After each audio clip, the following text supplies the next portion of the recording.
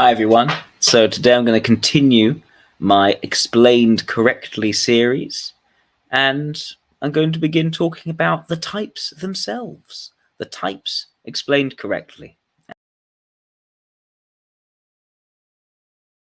ESTJ, the practitioner. This starts off the Delta Quadra of types. So when it comes to the ESTJ, this is a very much maligned type, I think, in the Myers-Briggs land. I think it's understood in a very sort of authoritarian, quite parochial way. It's almost as if this type doesn't have extroverted intuition, but it does have extroverted intuition, and we will go into that very much. This is not a narrow type, it's actually a very broad-minded type, and grows to become more broad-minded over time. And I think the misconception of ESTJ starts with the ego block, what the ESTJ brings to the world, which is TE and SI. And you may have seen in my other videos about TE and SI, extroverted logic, extroverted thinking, I should say, and introverted sensation.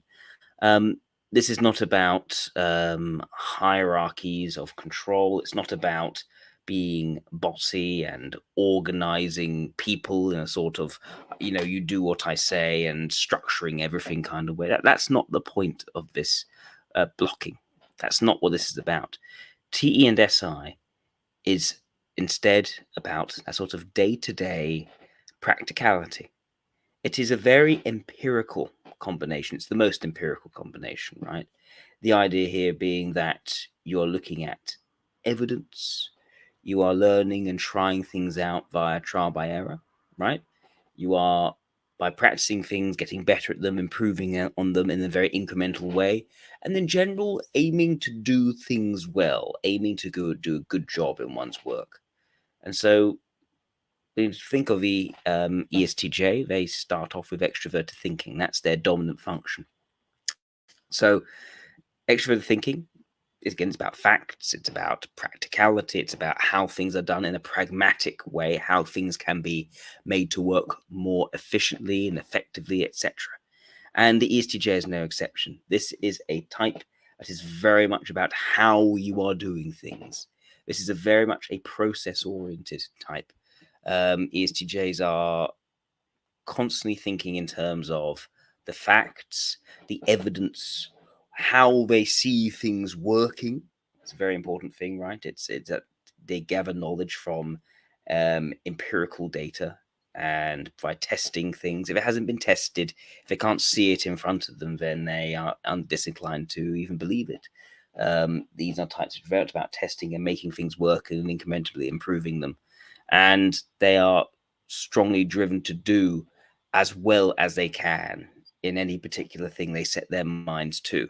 This makes them incredibly productive, highly efficient, effective types. These are the ones who are perhaps the best out of all the types at just sort of getting things done to a good level of quality. And yeah, often these are types which are very sort of factually capable, very competent people. You want these people in your organization. They will be doing a good job of what they're doing. They are very good at managing things effectively. It's because they're just very good at taking in and understanding factual data, knowing how it can be applied best in the particular situation in front of them. And yeah, extroverted thinking is driving that. Very much about, improving things, doing things well. Often the type which has factual advice to offer to others as well, especially people they feel an affinity for. They'll want to share something which I think could actually be helpful, could be useful. It could be going on a very, very long, quite dry lecture on a certain subject where they're sort of telling you about all the different facts involved in this particular case. And they're not inclined to sort of filter out those facts either.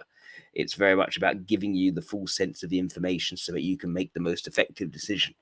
So that's what I say about the extroverted thinking of ESTJ. There's a general hope that they have that you are someone who's similar to them, is about learning and growing and getting better at things. And so you want to take in this information and apply it in the best way possible.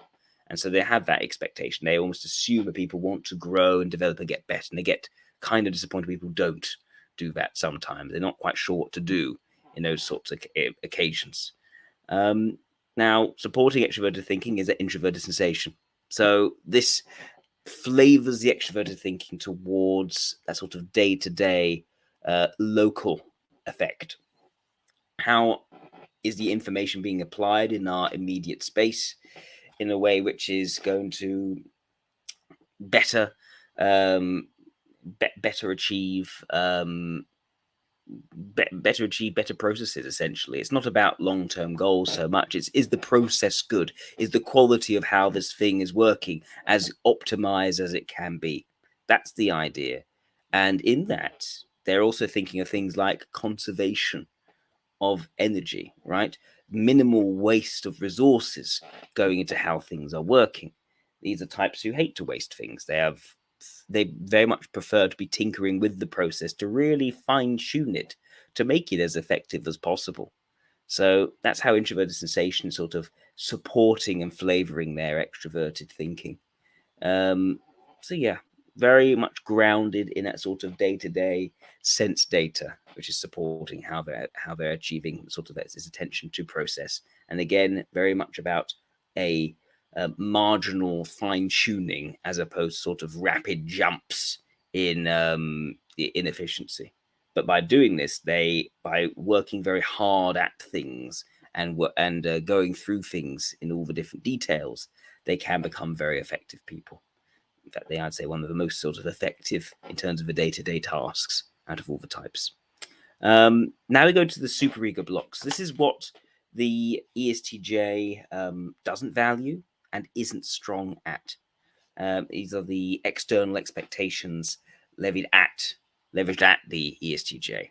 And you've got FE and NI here. So this is all about, well, whereas the ESTJ is more of a sort of classic manager sort of type, the classic charismatic leading expectation in those who are managing is often lost on the ESTJ. These are quite dry and not particularly visionary types. They're far more about doing the best in the situation at hand. They have that earnest desire to work hard and do well in all sorts of things, and they're very good at doing that. But they aren't types which are known to inspire, and that's the thing. And when we get to the role function, this is extroverted feeling. This is the ability to create that sort of emotional effect in other people. Now, ESTJs, they manage this in terms of seeing via social expectation to be a good person in terms of how you come across to others, right? To be a mensch, you could say, to be a polite, to be to tell good jokes, to have good humor, to come across well to people. That is seen by the ESTJ as something which need to factor into their decisions. Really, what they're interested in is what works practically. But at the same time, they know that to be the most effective person they can be, they've got to bring people on side. They've got to get people happy as well around them. So they will cater and socially accommodate those around them. They will think about how the words they're saying are going to be received by other people. And as in all their things that they're doing, try to do a good job at doing that. In general, they'll try to do a good job at everything. So they'll try to do a good job at this. Nevertheless, they aren't really able to take that to unfamiliar situations which require striking a very different sort of mood. They tend to play it very safe, be very sort of conservative in how they're coming across. The expectation is you wear the suit, then you wear the suit. You do this, you do that, you do it in that sort of proper way. They're not going to sort of strike off in a completely unexpected direction in how they're coming across to you. So they're not looking to really attach their ego to this function. It's purely about fitting in enough so they can accomplish the more practical work and not have some sort of dramatic distraction. Next, though, you have the vulnerable function, which is introverted intuition. And for ESTJs, this is the blind spot, essentially. They do not gel with the idea that certain things are inevitably going to happen in a certain way, that this is a destiny, this is the future, this is where things are all inevitably going. Not the ESTJ's way of thinking at all. ESTJs are very kind of anti-mystical in a way. That's not to say they aren't religious. They can be I've known of many examples of ESTJs sort of trying out religion. Some then can actually become quite religious. Some just don't become religious at all, and they completely turn their backs on it. Richard Dawkins is a very good example of this. But these types really do struggle with is the idea of the belief in things inevitably being a certain way without evidence, without being able to see it, without being willing to sort of test it in front of them. These are types which are quite stubborn in their intellect, in terms of they are not going to place their faith in something which, you know, is not something they can actually see and test and, you know, potentially tweak by applying new information to improve it. So yeah, what you'll find with ESTJs is that they are often going to be well taking on projects that are may look good in the short term, but may actually look to be a bad idea in the long term. They won't necessarily see that. They'll just work really, really hard at it, and they'll think they're going to actually succeed in the area, and they won't. They just don't really accept the idea that it was never going to work, in the same way that they don't really accept the idea that you should just sort of believe in something mystically and sort of have the sense of calling. An ESTJ is unlikely to believe that you have some sort of destiny or passion to follow.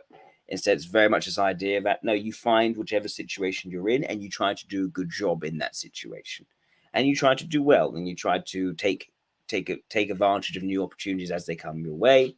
But this idea of having a set passion in life is going to limit you and your growth and your development and how effectively you can actually operate. So yeah, they kind of reject this particular information element. Yeah, they don't respond to it very well at all, and that can be quite frustrating to people, because it means that the ESTJ doesn't really see the wood through the trees. They get caught up in sort of they get caught up in the weeds. They're more likely to start tweaking these particular things, but struggle to see things in sort of the overall picture. And yes, they'll make decisions which in the short term make total sense, which work very effectively. All the data is pointing to this, but they won't be comfortable making any of the intuitive inferential leaps which can lead to great insights. So yeah, they'll just get confused, like, where does the evidence show this? And you'll say, well, you've got to read between the lines of the data. And the ESJ says, well, yes, but I don't see anything written between the lines in these data. And that's sometimes a difficulty with the ESTJ when it comes to introverted intuition. They don't grasp the underlying point. I remember this one ESTJ is actually a sociologist, and his approach to typing people is very much, listening to particular examples and saying a certain thing and doing a tally and chalking out the tally of how it's actually done.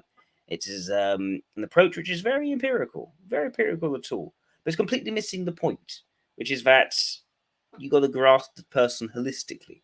What are they about at the end of the day? If you break it down into how many times they say a certain word in a certain way, that can be very much context driven. So that isn't necessarily a good way of measuring type. You need to grasp the person and the point of the person, which is exactly what an ESTJ is not really equipped to do, because that is a very sort of see the wood through the trees approach, and they are very much instead do not see the wood because of the trees. So now we get to the super id block, which is introverted ethics, introverted feeling, I should say, and extroverted intuition. The idea here is that the ESTJ is a type which greatly values this and wants to grow in this.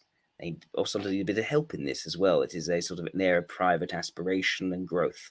And therefore, in NE, this is about an appreciation of the inner self, and the willingness to give people a chance to better understand those the inner nature of someone and their potential to be a good person. That's what the ESTJ sort of covets in a way. They are a type which is very much about the external.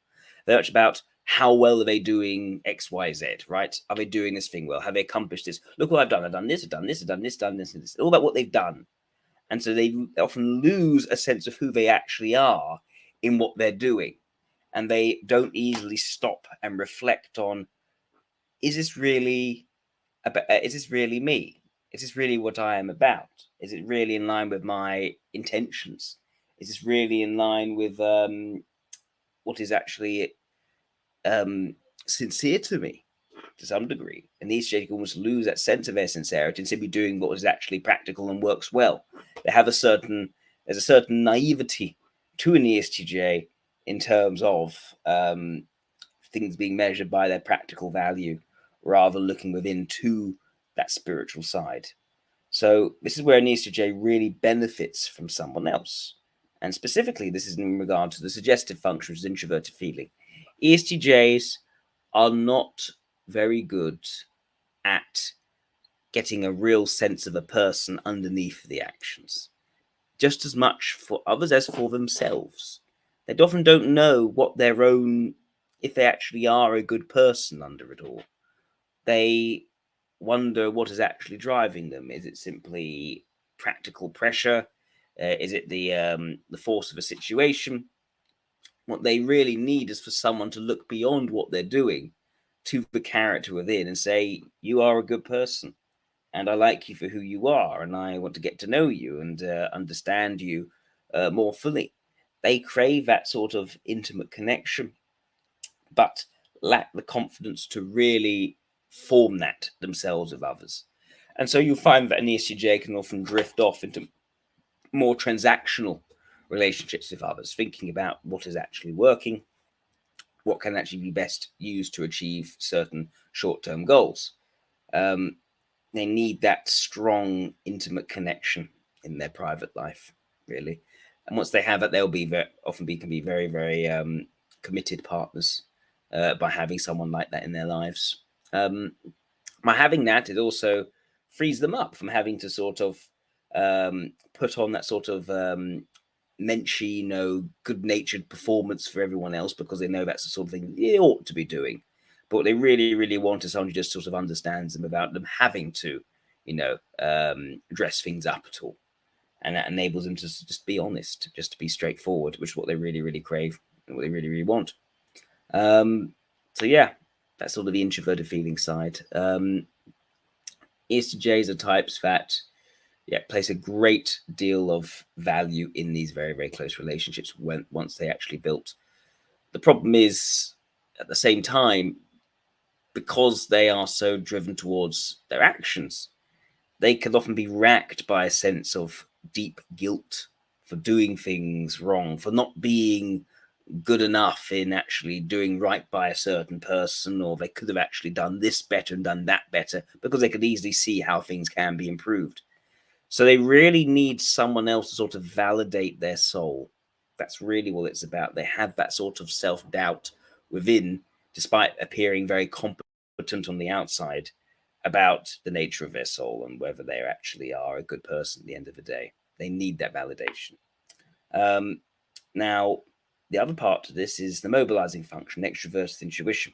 What you'll find with an ESTJ is that they grow towards us over time. They become more open-minded, more likely to explore alternative possibilities to things. These are types which have to learn to step back from a situation. It's so easy for them to sort of take it over, which they don't want to do in and of itself. They're not looking to control. They just think, oh, the situation probably best be served me stepping in and helping in this. But no, what they actually start to learn over time is, no, I can actually step back and allow people to actually do things themselves effectively. And I can actually allow more possibilities to flow that way and enable more people to realize their potential around me. That's what's very satisfying to an ESTJ. Giving people the information, the means to actually find things and do things themselves. ESTJs are not naturally controlling types. They're types which value very much self-sufficiency, growth, and personal development. So for them, their growth is becoming more open, allowing things to go into new directions and new possibilities. And so, yeah, as ESTJs develop, they become more and more open-minded. Another thing to consider here is that because of this idea of there always being new possibilities, an ESTJ may often see their ability to be successful as being based in them preparing for every single possibility there is. Because they don't see how things will develop in the long run necessarily, but they do start to see the potential ways in which things could develop, they'll just plan for every single possibility. And they can be really, really anal about that. Literally setting out very clear schedules, seeing all these different sorts of things, how everything is accounted for, really throwing the book at making their ideas work, having a plan, trying to really account for it and putting it into action.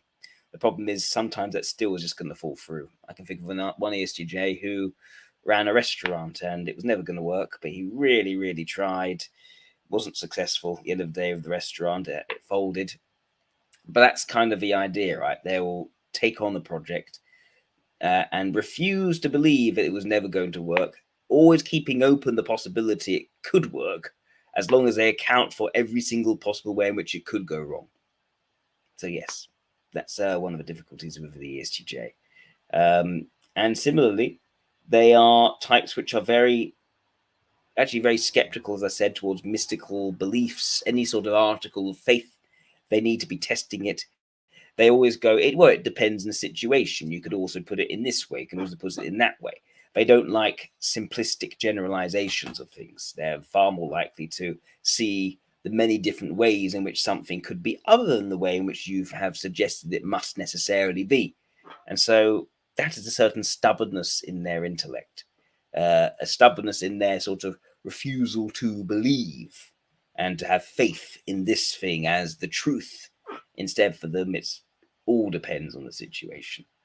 You'll see this a lot with someone like a Richard Dawkins figure.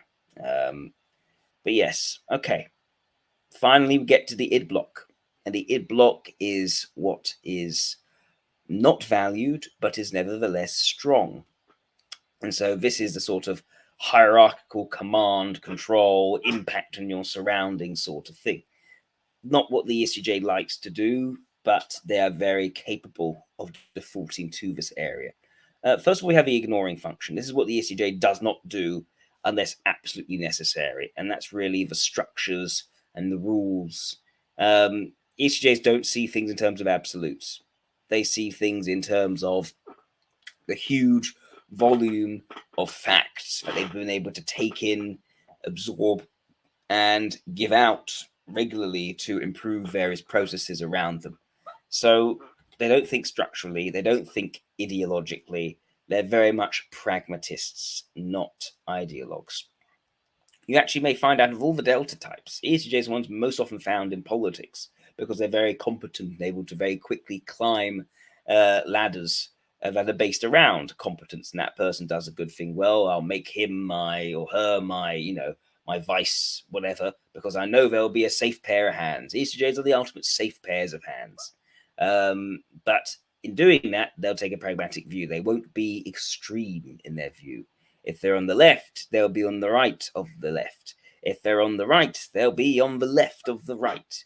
It's all about however it works in any particular situation. They don't tend to draw hard and fast rules.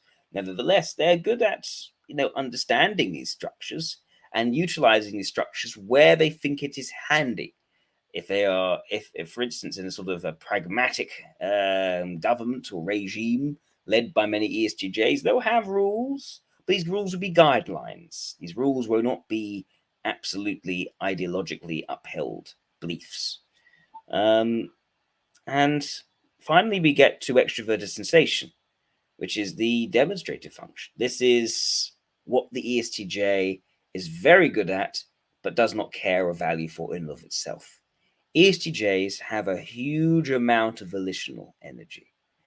These are types that can act very quickly, very effectively. In an emergency situation, they'll just respond quickly and sort things out. You can feel very safe around an ESTJ because they can react quickly and get things done and essentially take on any sort of physical challenge that comes their way. They are very robust in that sort of way. They're very confident in their ability to make split-second, quick decisions in that moment, much like the ESTP. They've got the same strengths as an ESTP. The difference is they do not value the more forceful, be the dominant or be the boss sort of figure. They have no real desire for that. They will underplay their forcefulness. Nevertheless, it does tend to take over on time to time. And so the ESTJ almost has to learn to almost take a step back and allow things to breathe, because they can often go in and they just sort of smother things simply with their presence and a tendency to easily just take everything on. And they have the energy to do that. This energy is what drives them to be a type which can prepare for every single possibility, because they have the energy to do that. They can just get stuff done. These are the ultimate workhorses in the Socio, and of all the types. And yeah, this is what enables them to accomplish so much. This works with their introverted sensing to make them very sort of sustained high energy people, people who are able to work very hard, but then have their leisure, have their rest, and then get up and start working very, very hard again, tinkering on things. Think of a Thomas Edison with his multiphasic sleep cycles, accomplishing all these different inventions. Very much this idea of an ESTJ, just working through, trying this, doing this, doing this, doing this, like a machine, essentially.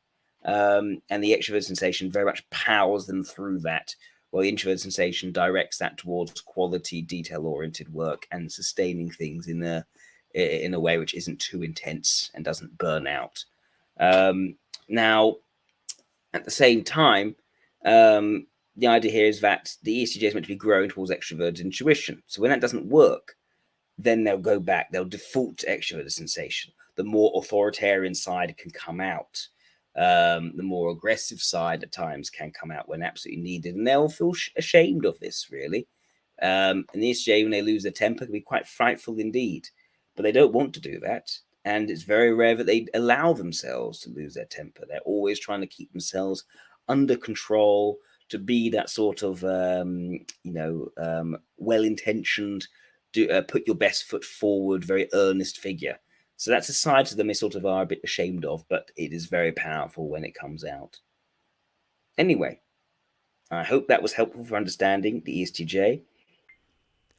Hi, if you're enjoying this video, you'll love the in-depth content found on the Type Mastery Pathway, our comprehensive course. Learn everything I know about socionics in over 20 hours of video lectures across 6 modules, with over 100 video examples. Sign up today by clicking the link in the description below. The INFJ, the counselor. Now, a disclaimer, as I have for the other introverted types. I believe, and have good reason to believe, and feel free to debate and discuss all you'd like, we can talk about it, but I have a very strong reasoning to say that I think introverts should, just like the extroverts, have their dominant function decide whether they are a J or a P, not their auxiliary function. It makes no sense. It follows a very different rule to what decides who is an extrovert and introvert. And I think it's led to a sort of shoehorning of J-ishness and P-ishness onto types that shouldn't be so J-ish and so P-ish. I don't agree with it. I think it leads to a misunderstanding of the types and actually leads to a distortion of cognitive functions from the dichotomies that make them up. And we've discussed all of that in the past. You can watch the other videos in my Explain Correctly series to understand why I think the way I do. But I'm covering today the INFJ, and by the INFJ, I mean the type that leads with introverted feeling as a dominant function, and then extroverted intuition as their auxiliary function. Now, if you listen to this video and you type yourself as an INFJ, and you find that it doesn't sound quite like you, fine, very good. Watch the INFP Explain Correctly series, Explain Correctly video. And if that sounds like you instead, great. We found your true type. You're not an INFJ, you are an INFP when explained correctly. So let's proceed with the INFJ, the counselor. So as I said, the INFJ leads with introverted feeling and has the auxiliary function of extroverted intuition. That's their ego block. The ego block is what the type brings to the world. It is what they are best at, what they most value and identify with as themselves. This is them sort of in a nutshell, you could say. And for the INFJ, introverted feeling and extroverted intuition, what does that do? What does that create? This creates a type that is very inclined to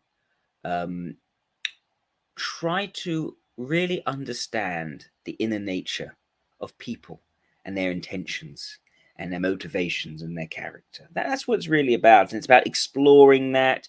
It's about never being quite certain or set in how things ought to be or should be, but more questioning the potential of character. Questioning, am I doing the right thing? Is this good? Is this bad? How else could I interpret it? How else could I interpret a person's behavior? Maybe I'm misunderstanding. It's that area of sort of doubt and reflection, questioning that's very much in this sort of introverted feeling and extroverted intuition space. And it's one that leads to the development of character and seeing also the character in others and sort of being quite disappointed when that potential within is not reached. It's all about what lies within and questioning within, not about acting without externally with any kind of certainty. It is the soul searching aspect of a personality when introverted feeling and extroverted intuition are together. And the INFJ is the ultimate soul searcher, I would say, out of all the types. They're the ones who really try to examine their character and where it lies in the balance. And so the dominant function for the INFJ is introverted feeling. So character comes first. This is about what is the nature of people. Are you a good person? Are you not such a good? Are you a flawed character? Introverted feeling is reading and assessing that characteristic of you, your traits, your temperament, your at the end of the day, your integrity as a human being. That's what it's trying to weigh and assess. And the INFJ is constantly in that state of trying to weigh up how they feel towards things. It's driven by their personal sentiments and attitudes. They want to know how they feel about this, how they feel about that. They know quite quickly, actually, how they feel towards things, what their how it whether it chimes or it rings with them or not. And they are types which are, despite that, not necessarily acting decisively towards it. It's more of a sense of knowing this is right, this feels good, and oh no, that actually feels like it's wrong. It doesn't feel like the right thing to do at all. It's not something that can be explained and justified according to logic. It is a feeling. It is a sense of, oh, I don't feel right about this, and that's going to weigh on me, and I'm going to need to think about that and turn that over in my head and worry about it. And INFJs do a lot of worrying about things that to other people, why are you even bothering? Just do something, get stuff done. Don't worry about, you got to break some eggs to make that omelet. An INFJ will be worrying about how they've broken those poor eggs and what that means in the long run. So that's a very clear area of difficulty, and but also focus for the INFJ. It's, are they evaluating things in terms of their soul, and is it affecting their soul and their character? And they can be very hard on themselves for that reason.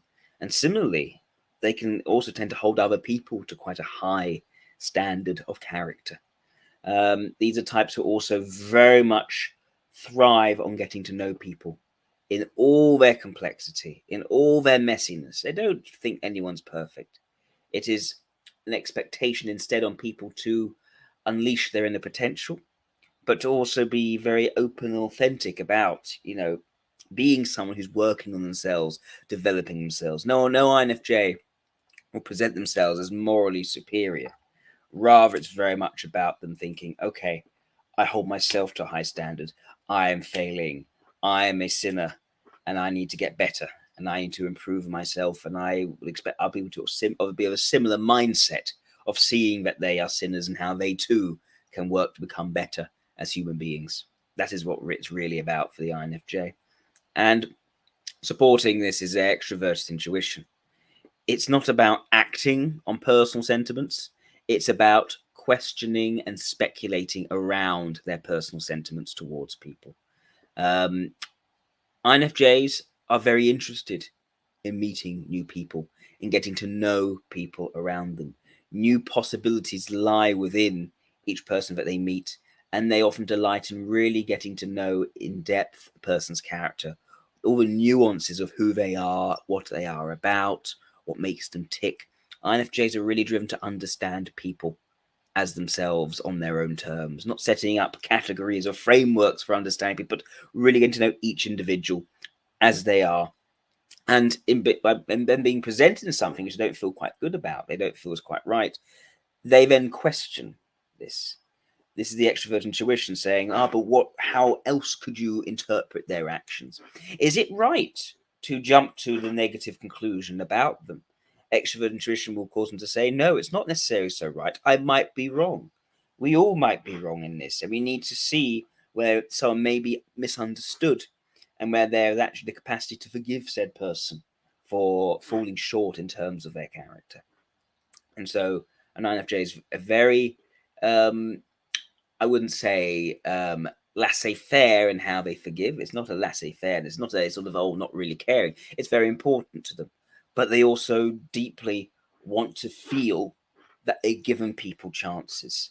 They've really turned it over, and they actually are sure that they've shut someone out. Because if they shut someone out, who actually did things for good reasons, and they just didn't realize those reasons, then they've done something which actually is bad for their character. So INFJs give lots of chances.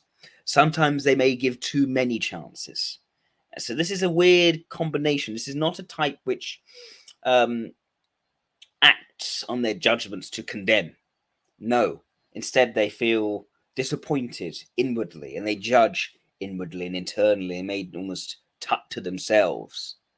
But they won't levy that against you in a sort of overt way. Instead, it would be more, but how could they actually have done this? And maybe I've misunderstood this, and I'll still be a good person and talk to that person regardless of what they did to me. I'll turn the other cheek, as it were, because at the end of the day, who am I really to judge? Even though I know I can see and I can feel all these other sorts of things. That's very much sort of the area in which an INFJ sits.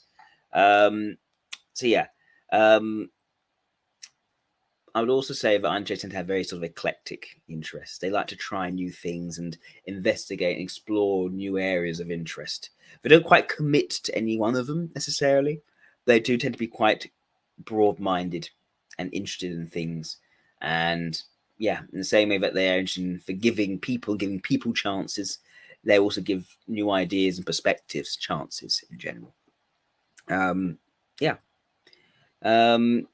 Next, we have the superego block. This is what is weak, but also not valued, but still it's quite public. It's the area where they sort of are expected to do things, and they don't like having this expectation put upon them. Although I'd say for an INFJ, if you put expectations on an INFJ, they usually try their best to do it because they feel they really ought to do the best that they can, nevertheless. So there's a lot of that going on. So you may find that INFJs, more than other types, tend to almost what's the word? Overperform because they never quite take the position of, I'm better than this. No, they'll always try and take something on as, there's this thing I now have to do, and this is my duty to do it, even though it's very difficult and I don't like it and all the rest, but I'll still try to do it very, very much because that's the right thing. That's the right, good thing that feels right to me. So yeah, now we get to introverted logic and extroverted sensation. These two together, sort of formal hierarchies of power, of structure, of acting with a sort of logical certainty. That sort of stuff is anathema to an INFJ. And we'll start off with the role function, introverted thinking. INFJs vastly prefer the deeply personal approach to people. Each person is unique and separate. You should not make one person as the same as another. Each person is a unique, separate, monadic soul and needs to be understood in their own terms. So introverted thinking draws sort of fair, consistent rules across. So INFJs don't particularly like this idea of sticking to certain set rules of how things ought to be structured. Nonetheless, they will do quite a bit of this. and stick to certain principles and do what is, okay, that is fair, that is just, all the rest. Now, they'll do this for two reasons. One, because they recognize that you have to be able to justify how things fit together and make sense in a society. You can't just openly and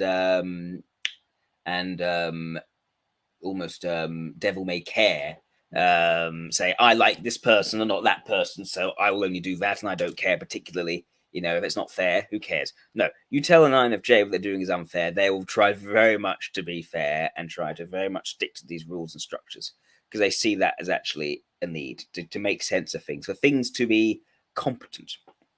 That's the thing. INFJs don't particularly care about structure for the sake of structure. But if it is seen to them as a lack of competence and capability to lack consistency, then they will be consistent. And they find that they can more easily process rules and structures than the more dynamic working out how everything works on the fly. They're not very good at that. But they can find, okay, here's the structure, here's the rule, but let's follow this diligently. And by following this diligently, actually, we do a good job. Then they'll have to lean into introverted thinking. But it's dissatisfying.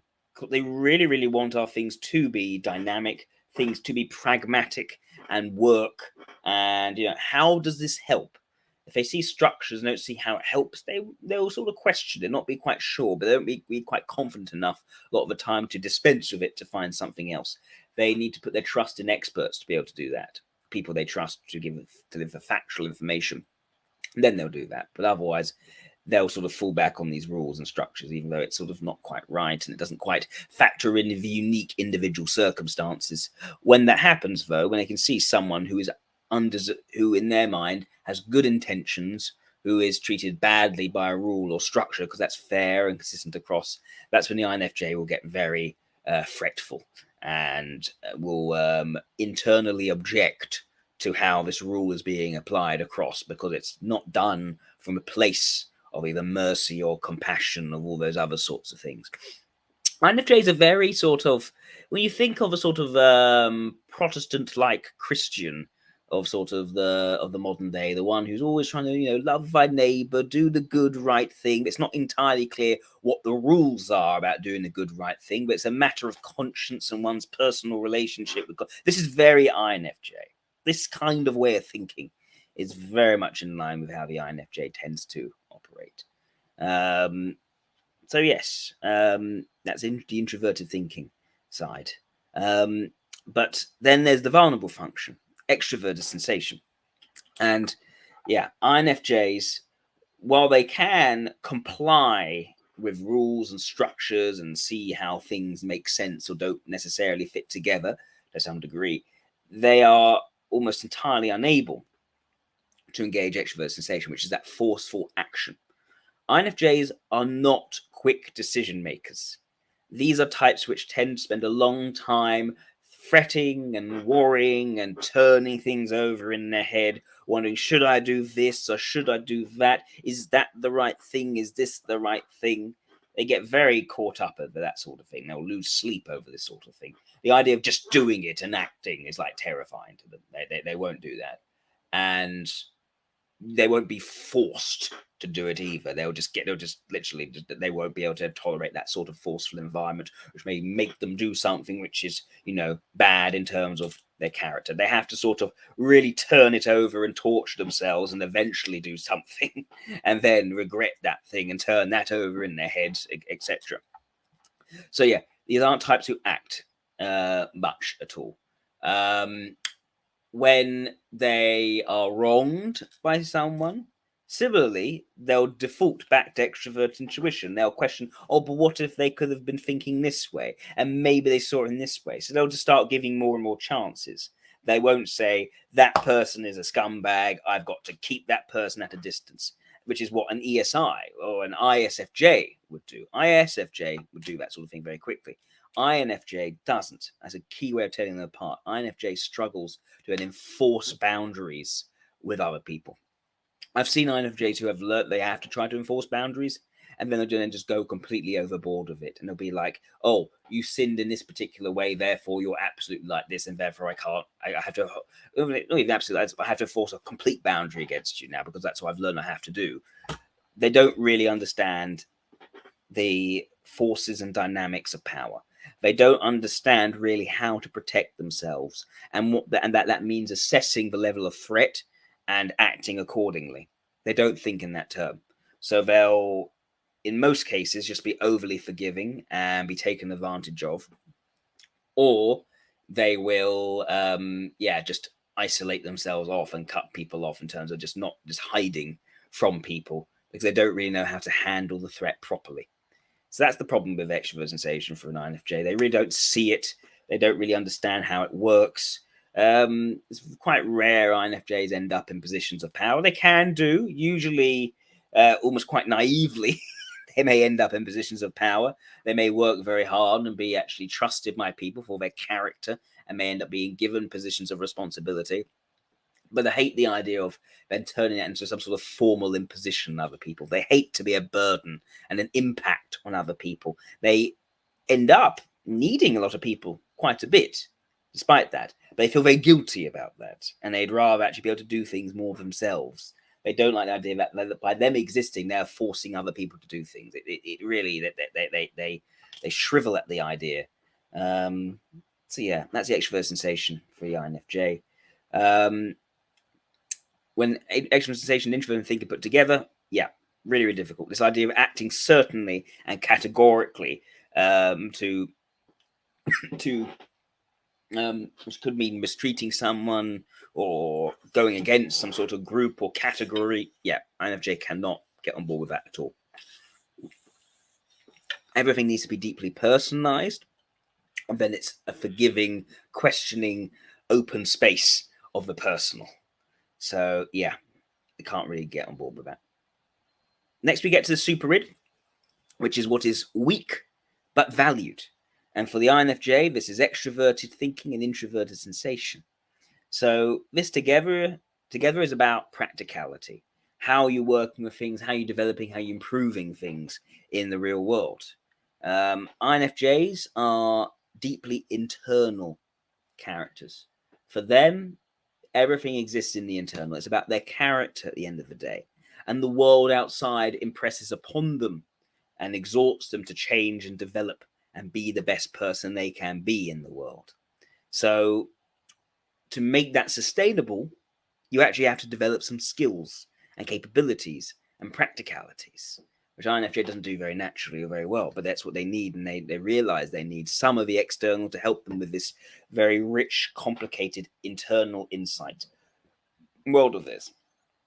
So first we have extroverted thinking. That's a suggestive function. It's very weak. INFJs frequently doubt themselves, their competence, their capability. These are types which actually work often very, very hard because they doubt their competence, but they want to do the right thing by others. They just really, really work hard and they blame themselves when things go wrong. They quickly doubt their capabilities. INFJs often, more than any other type, end up in positions of imposter syndrome, where they've reached this sort of high position because they've worked really, really hard and actually can be pretty bright and intuitive. And suddenly, like, oh, I don't really deserve this. I'm not really that good. I'm awful at all these sorts of things. What do people see in me? But they think they can give me all of this. So INFJs, they can doubt their capabilities. In other ways, they don't. In other ways, they can grasp for their intuition, their talent, their potential. They see that, but they also blame themselves greatly for their inability to then put that into practice in a way which actually is useful and helpful to people, and to navigate all the complicated practical information at their disposal. So what INFJs usually do, right, is they latch on to people whom they trust, they know to provide useful factual information. INFJs may have a number of friend experts, essentially, people they know over time. These people I really, really trust. They really give good factual information all the time. I can go to them when I need help, and they can tell me how to do things better. And from this, I can improve, I can development. INFJs are often found on self-help courses and things where they can be learning and engaging in that personal development and growth. Very important to them. But they never quite develop that sense of confidence in their own competence. They're always doubting that. They'll start doing things well, but suddenly they'll make a little mistake and it'll be back down to, oh my goodness, I'm just useless. And I don't really deserve to be here, while I'm useless to people. Something Hayao Miyazaki said, he needs to be useful in order to have a right to exist, almost. Is this sort of problem that plagues an INFJ. So much good intentions, so much in the way of good intentions, and recognizing such good intentions in others, but not necessarily being able to deliver things practically. And so that also makes them more forgiving of other people. So yes, they require competence around them. They need that in order to help them to finally feel a bit competent in the day. And then there's the mobilizing function, introverted sensation. And this blocks with extroverted thinking. This is about practicality, not in terms of strategic, but it's the day-to-day practicality. How can I manage things and handle things in the day-to-day myself? How can I be self-sufficient? INFJ is a type which is not self-sufficient.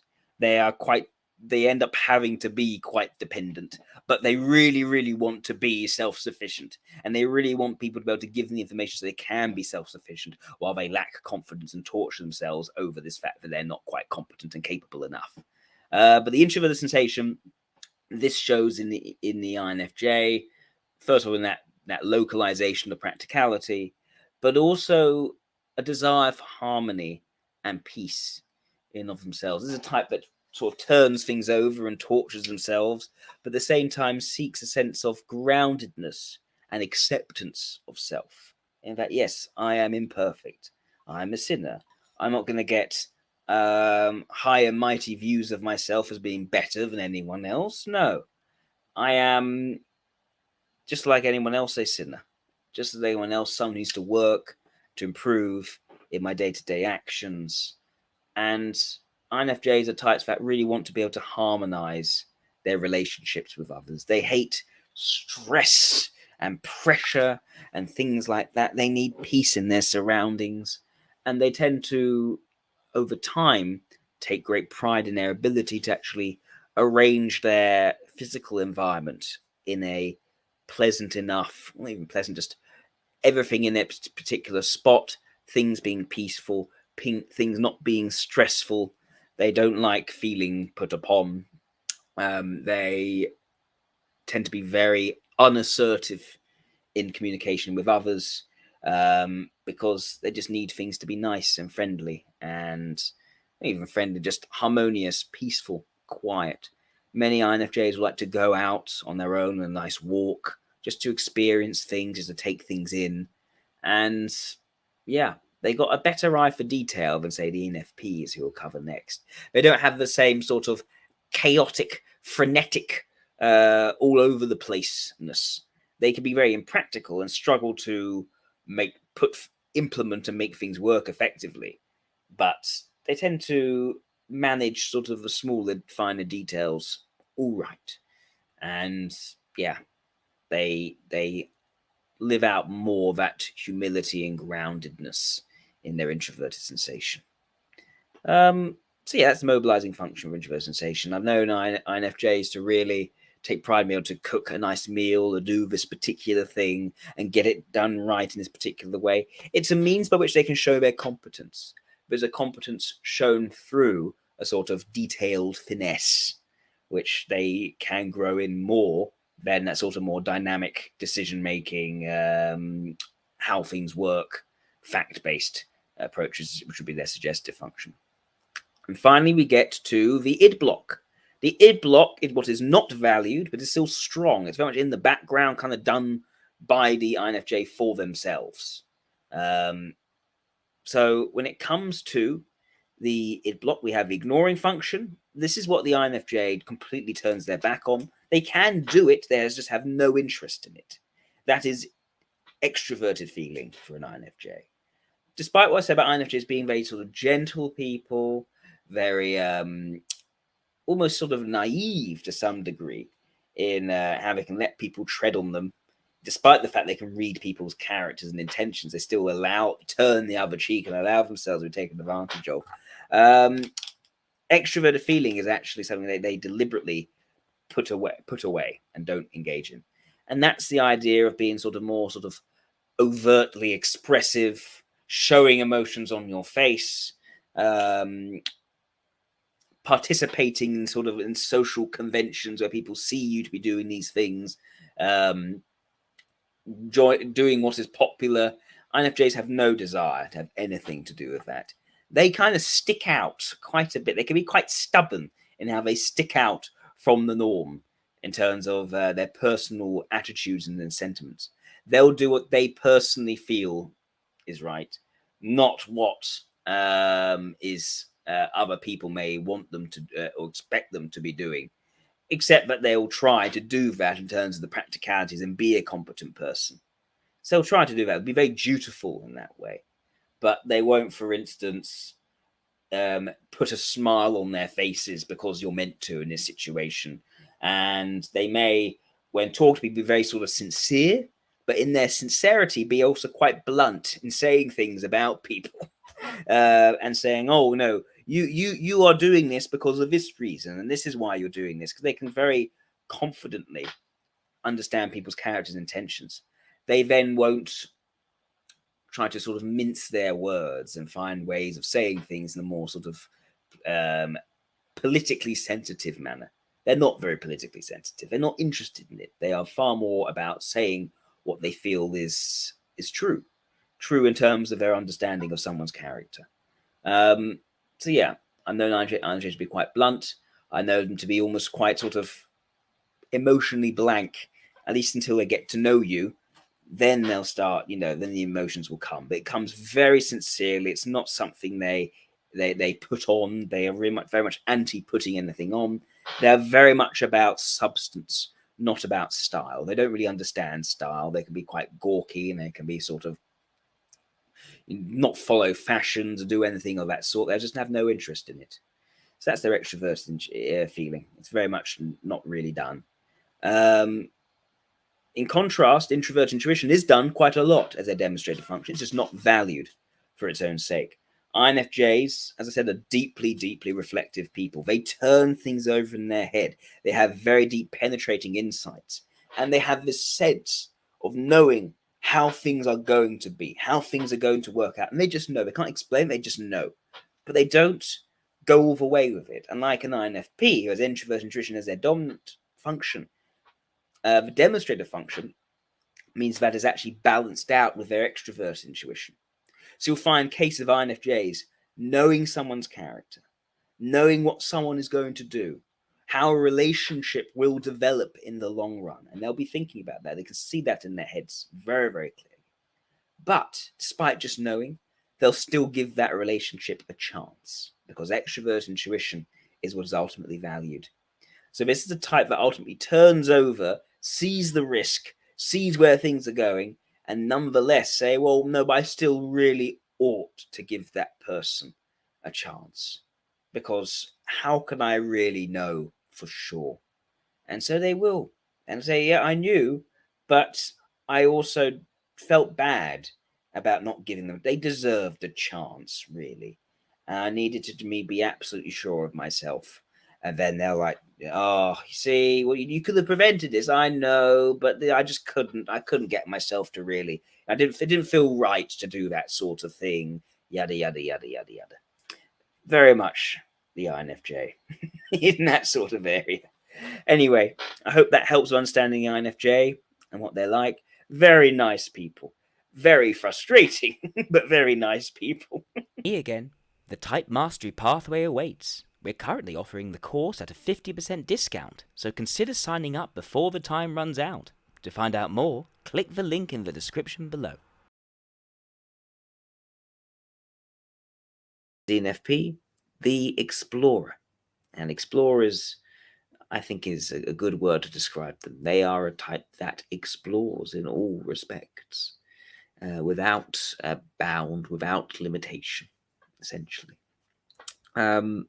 Their ego block, the part which they bring to the world, them in a nutshell, you could say, is extroverted intuition plus introverted feeling, which creates that sense of perspective exploration, of seeing possibilities through the relationships that they're able to forge and create.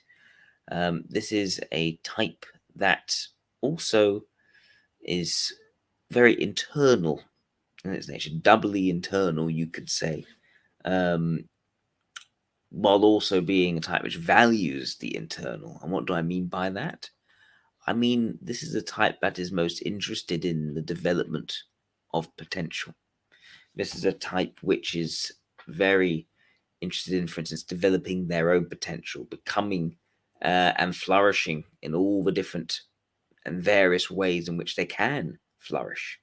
So ENFP is pretty much on their journey. It's on a journey of self-discovery and self-development and growth.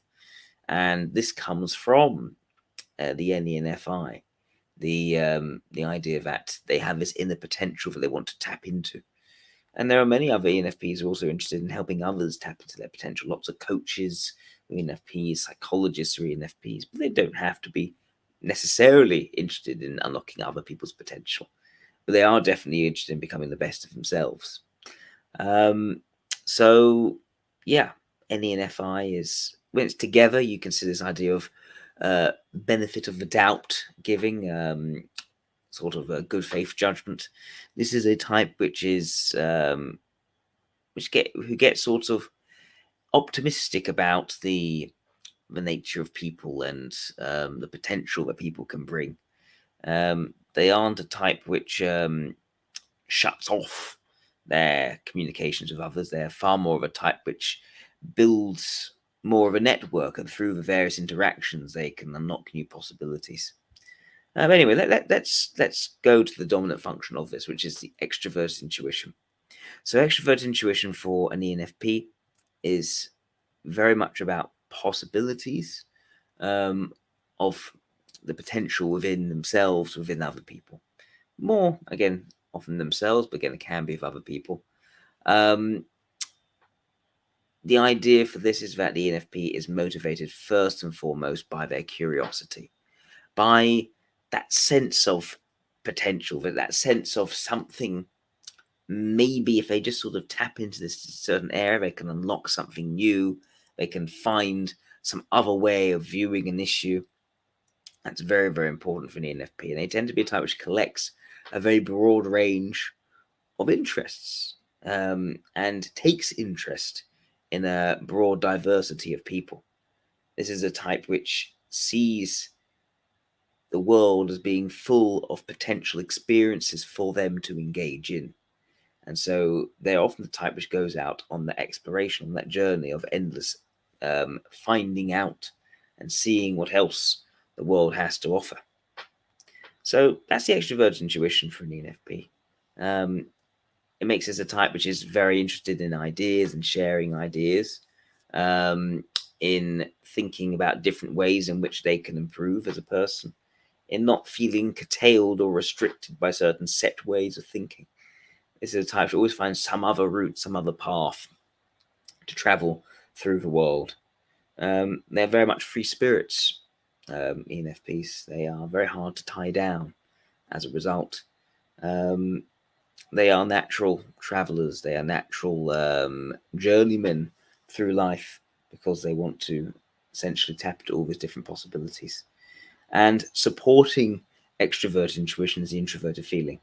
So, introverted feeling, we've talked about this being very much tied to one-to-one personal relationships, but even deeper than that is the formation of personal attitudes. And ENFP is very much in touch with their personal attitudes. This is the type which, although motivated greatly by curiosity and taking interest in new people, new situations, new things, also has this sense of evaluating, how do I feel about this person? How do I feel about the situation? What of these different possibilities are actually valuable and meaningful personally to me?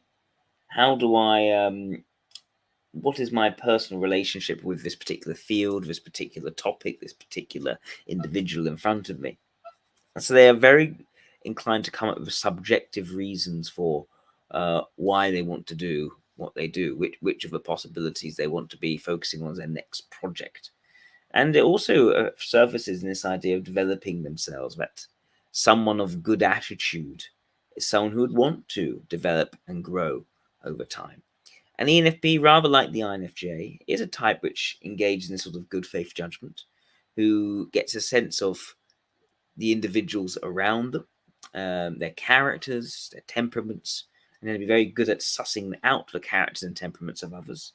And they can have that same sort of disappointment in people who aren't quite meeting what they think is that inner potential in the individual.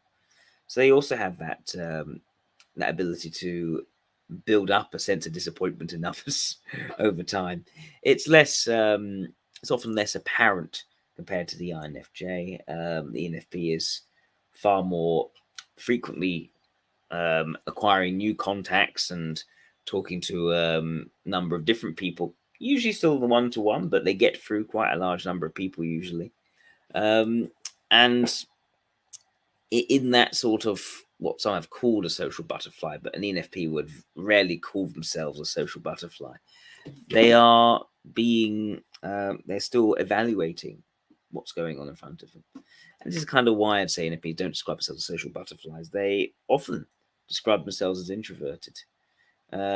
Because they have this sense of, oh yes, I'm interested in things, I'm interested in all these different possibilities. I'll go out and have lots of conversations and be able to draw together that person who I personally relate to. But in that, there's also a sort of soft judgment going on. And yeah, they aren't certainly not groupie people. It's very much where they do have certain friends, they're very close one-to-one connections. They can essentially manage their relationships with lots of different people in lots of different situations without necessarily giving all of themselves to a particular group. It's very decentralized. It's very much the idea of a web of connections and contacts, that they can see the potential of one person, how it would be very interesting that person were to meet that person, that could lead to that, and that could lead to that.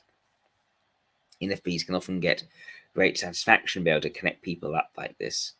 But yeah, it is very much not simply remaining within the particular circle, but it's very much about tapping into the potential of people outside the circle and maybe perhaps bring someone else in from outside who can give things a new perspective. So ENFPs in general are just very interested in all of that. Okay, so now we move to the superego block. And the superego block, this is what is not valued.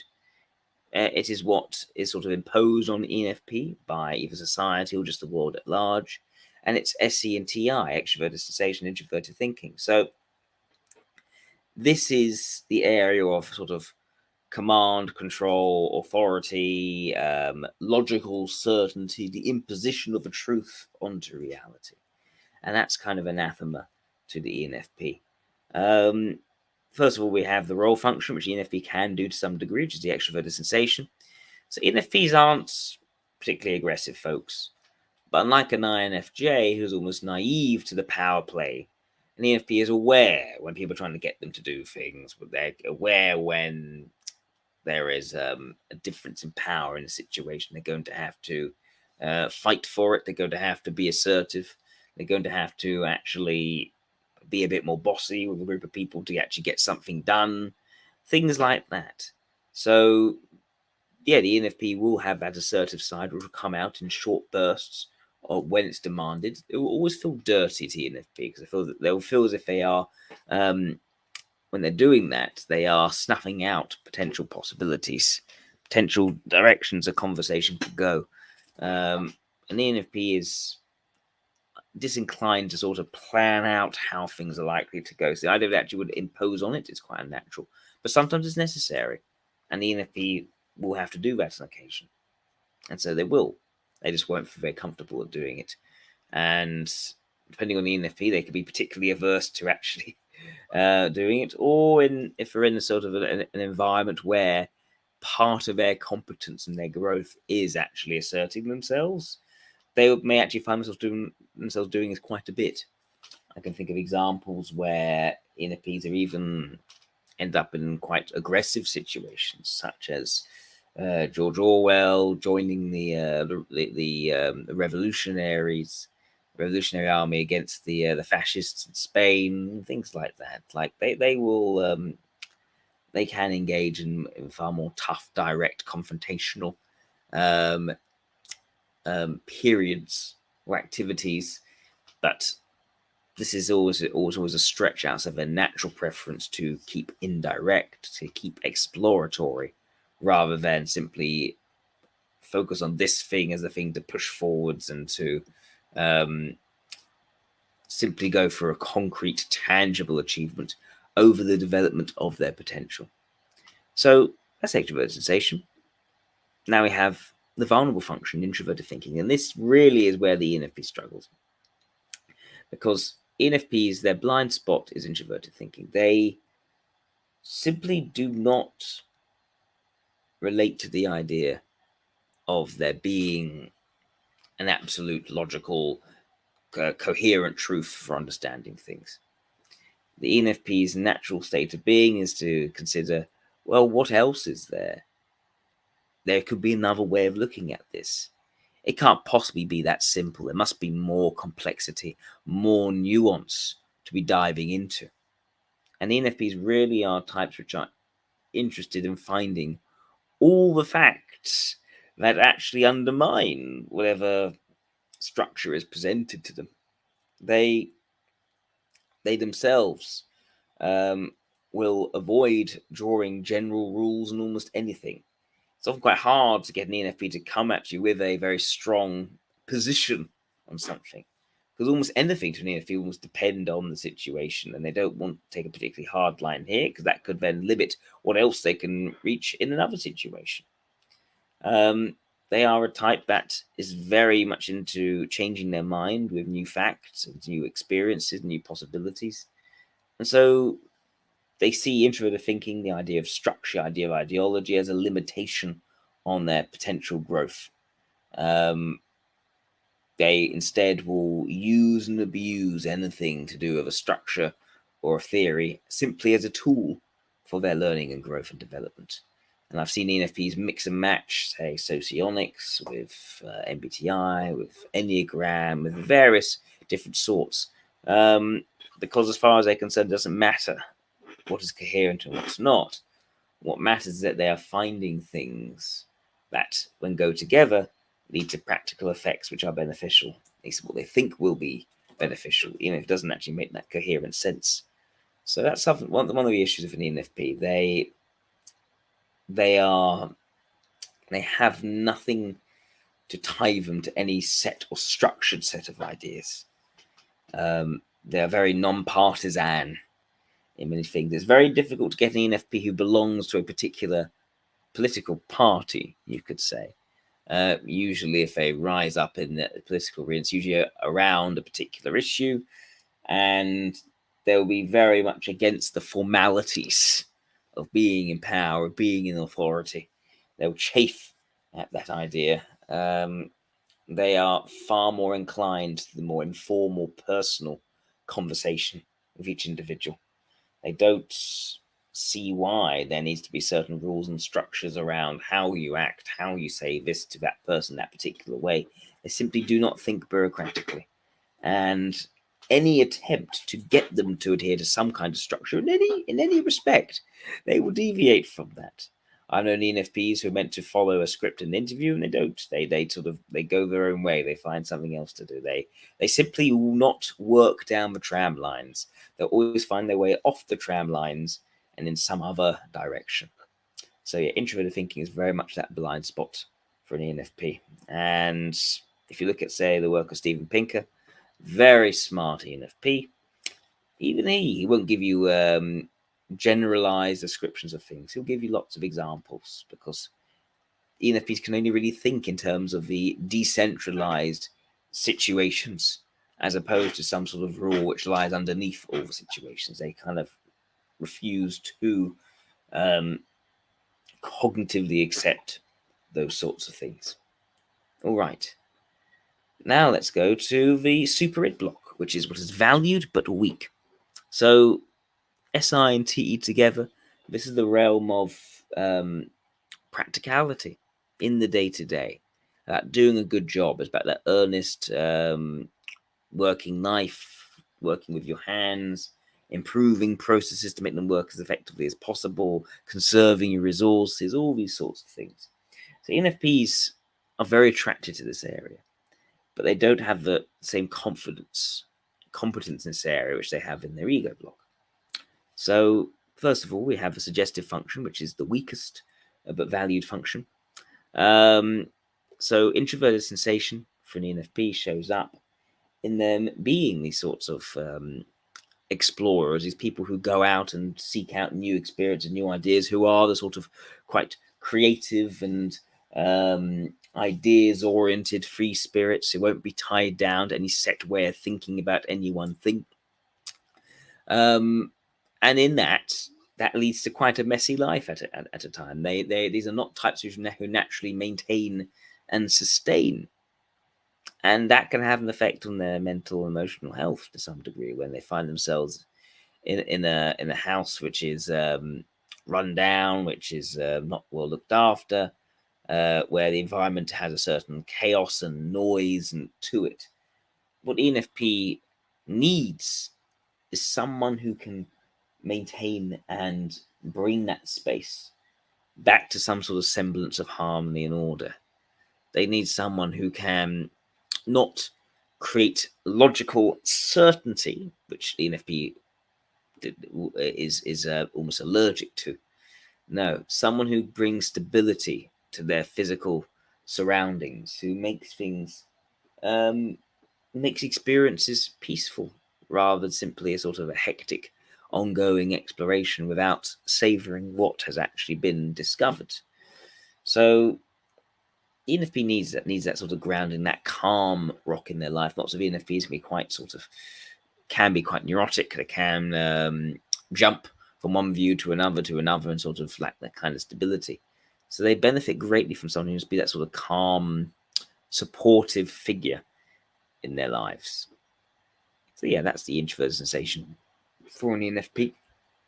Now, the part which is more well developed, what can be more well developed, is extroverted thinking in the mobilizing function. It's still weak, but they've grown it over time. And the idea is that the ENFP, where an ENFP can get almost quite annoying, really, because they're usually very, very good with people. They might not take people so seriously because it's kind of a soft, more flexible area for them. But they are very good with people, to be very likable. What they're not so good at doing, but they really take very seriously, is their thinking, is their competence, is their capability. How have they managed to move forward and get things to work? How have they managed to solve all the problems? How have they managed to develop new skills and practice them? So they have increased their competence and their offering. This is what an ENFP finds very, very important, and can get a bit sort of well, I've seen it get also over the top, where you have these sort of very commercialized ENFPs who sort of, they don't mean necessarily because they're blind spots into it, they don't even know the reason for why things ought to be the way they ought to be, but they'll be chopping and changing to try to make it commercial. And if you try to get them to go in sort of the what is it under the surface, they may find no, let's not make it too complicated. Let's see what we can actually use and apply in this situation. And so they can get quite sort of forward, even quite pushy about making things commercial without necessarily understanding the reasons why the things they're using work the way that they work. So that could be a problem for an ENFP. They can be quite sort of they can latch onto certain bodies of knowledge and develop this view that they now know how things work, and they take delight in being able to tell people how things are, to share and impart useful information. ENFPs, when they got their extroverted thinking developed, they was in a confident part of that cycle. They can find themselves going around giving advice, trying to help you to do things in a more effective or a more sort of satisfying way. They really like the idea of acquiring new skills and practicing new techniques. These are the types who you may find on, say, a meetup.com, through the extrovert intuition, popping in on various courses, various clubs, and they're not quite sticking to any because it's very hard to tie them down to anything. Again, they're very non-committal, but they will be looking and acquiring skills. And this is also the thing, right? ENFPs are types who engage very much with people, but they'll very much do this through the lens of how can I make use of this? How can I acquire this thing to improve my capabilities? What am I learning from this? How am I improving from this? That is very much ongoing with the ENFP. And similarly, there's this extrovert thinking becomes a sense of, oh, nothing is absolutely true. It's always in the nuances and the facts. When the ENFPs explain things, they won't say give you general rules. They'll give you example after example after example after example after example. It can be frustrating to introverted thinking types when they do this because it means they're not seeing the general rule. But for ENFP, what they see are the many instances of things, and they'll try to understand things in all their complex nuance through the various instances. They will object to a generalized category, and extroverted thinking is the means by which they go out and collect that knowledge. They collect that highly situation based thinking to fuel their competence and capability. And unlike an INFJ, an ENFP is not a type that will want you to do things for them.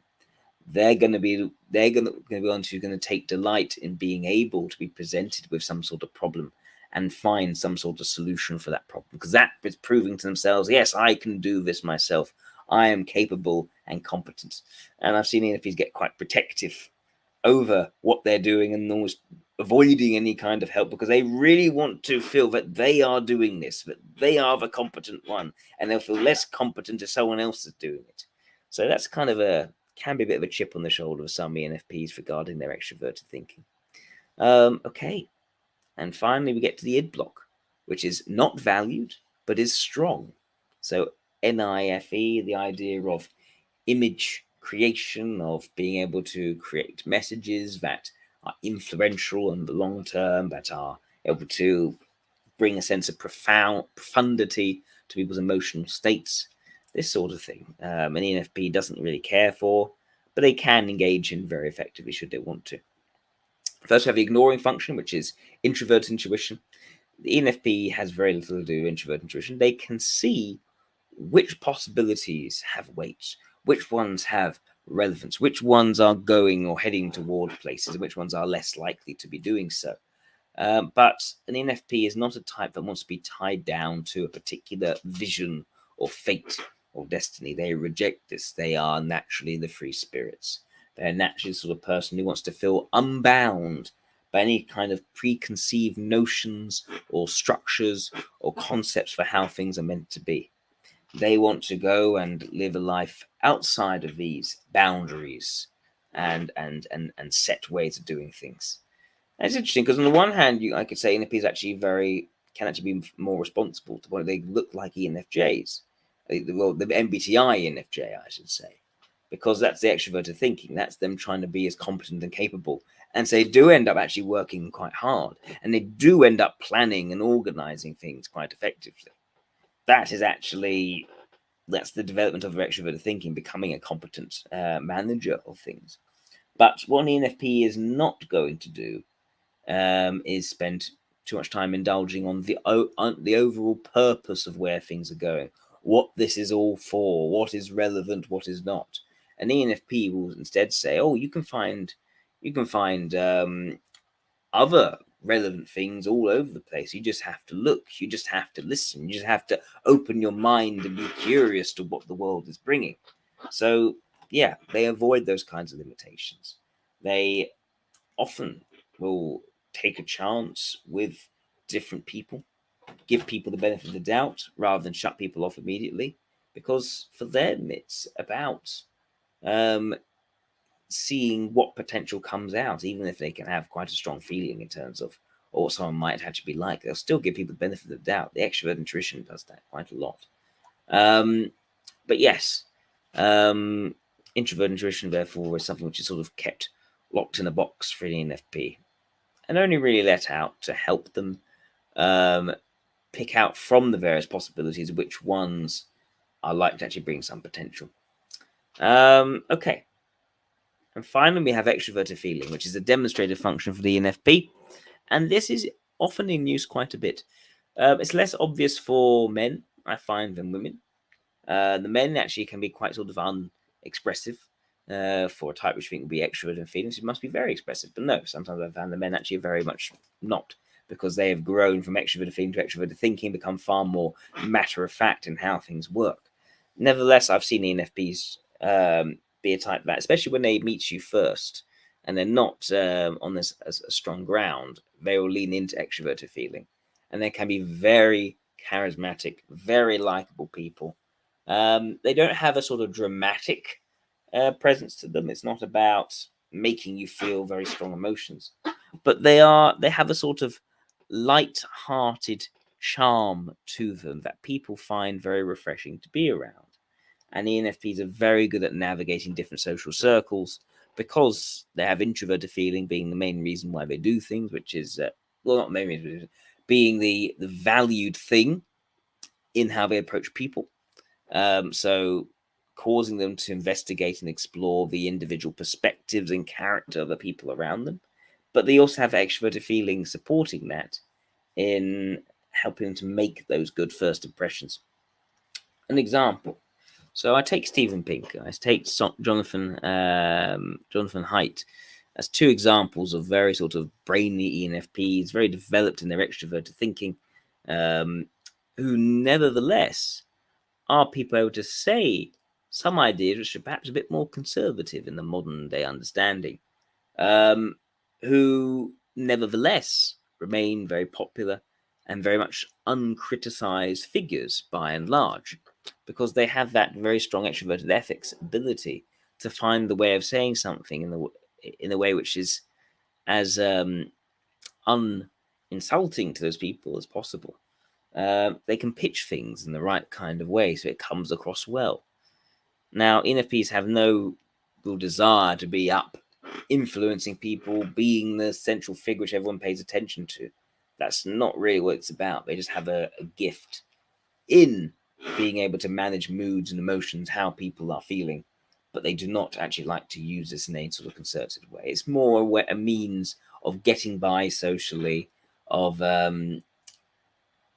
allowing them, therefore, to actually pick out those more particular individuals they find they feel especially close to, they feel they have a special connection with, and leading an very much unbound, unlimited life, essentially, where they can develop their full potential.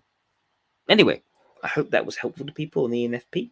You might not be ready to purchase the Type Mastery Pathway all at once. That's fine. If you want to get a taster, you can now purchase specific modules one at a time.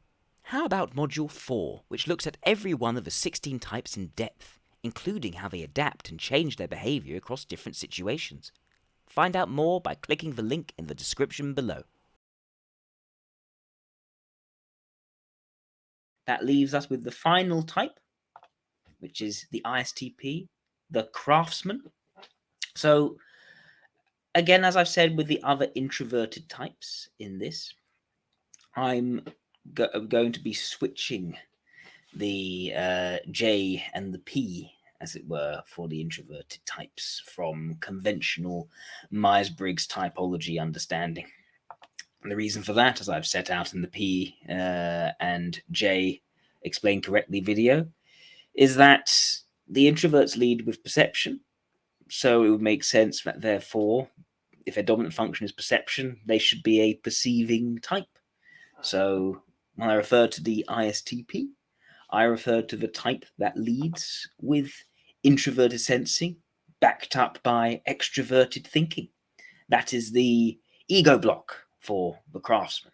Now, the craftsman, the ISTP, it's right at the end of the sort of the type cycle, you could say. It's always listed as number 16, and the reason is it's sort of the old fellow right at the end.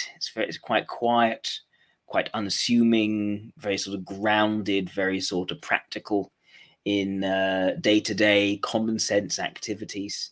When you have introverted sensation and extroverted thinking coming together, it is definitely that focus on practicality, on doing things to a high level of quality, of creating not only high quality but largely self-sufficient and minimized wastage of resources processes. That's really what it's about for these types. It's creating things that work well in and of themselves, are good quality, all different components work well in synergy with each other. There isn't much minimal waste. There's minimal reliance on things outside of itself in order to function. That is that sort of natural calm and flow and confluence of detail of introverted sensing with the optimization and the high levels of efficiency and evidence-based practice of extroverted thinking. So what we start off with is introverted sensation as a dominant function, and the SLI is a type which is very inclined to see things in terms of maintaining that day-to-day balance, that that flow of process in the here and now. They are very grounded, very down-to-earth types, quite unassuming, very much about their immediate local surroundings being quite sort of calm, being quite tranquil, being a place in which they are essentially left to themselves in order to do things which they feel are of high quality of use. These are types which very much value their own peace, their own stability, their own quiet. These are types which don't like being suddenly interrupted or disturbed. These are types which like to find that calm flow of a process of doing things well, just in the moment, working with their hands, often quite directly with the thing they're trying to quite stereotypically craft, you could say, or simply work on and improve on, making little tweaks, making little changes here and there to bring out the maximized quality. So this is the type which is very much unlike the ESTJ, which is continuously improving and taking things on and maximizing their efficiency across the board. This is a type that's far more about the slow, careful, experience-driven refinements with, again, some trial and error, but it's about working very much with a particular thing and making it, molding it, crafting it into the finest excellence of quality of product. And that's a very key thing for this type. They are a type which likes quality and tries very earnestly to do the things which they are doing well. Now, unlike I said, the ESTJ, this is a type which doesn't do lots of different things so much. This is the type which is used to finding certain areas of really mastering that craft in that specific area. Because this isn't a type which necessarily sees lots of different alternatives they could be doing. They're very grounded in the day-to-day and in the practice of that day-to-day. And in the meantime, they're very, again, quite calm, very much, often quite unflappable people, at least on the outside.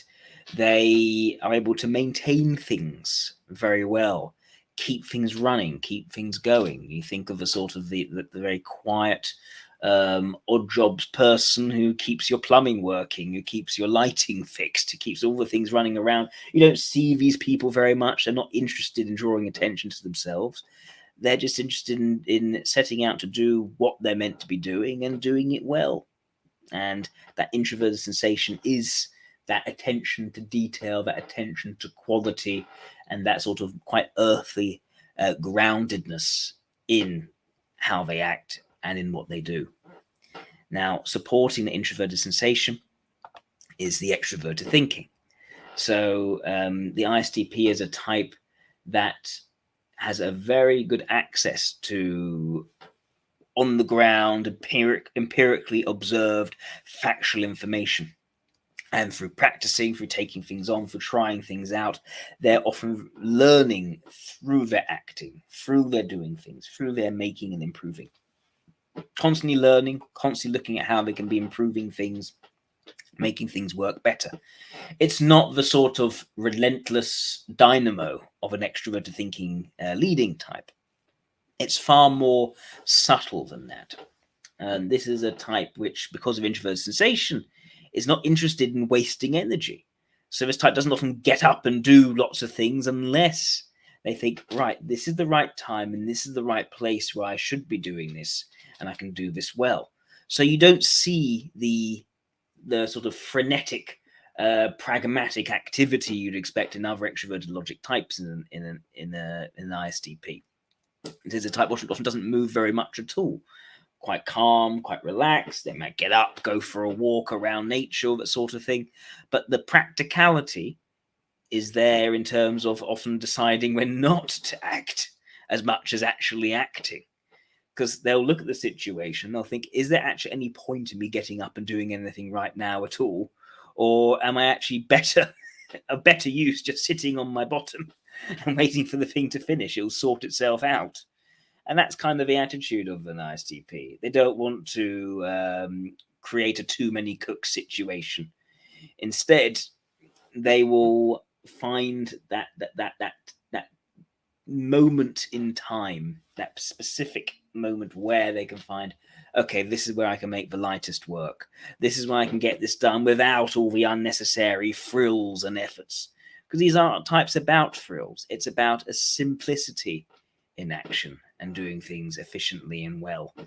But yes, when they are acting, that introverted sensation is driving them to do it to a high level of quality, and they'll be learning and grafting on the different processes and approaches that they think work best, which lead to the best sorts of actions.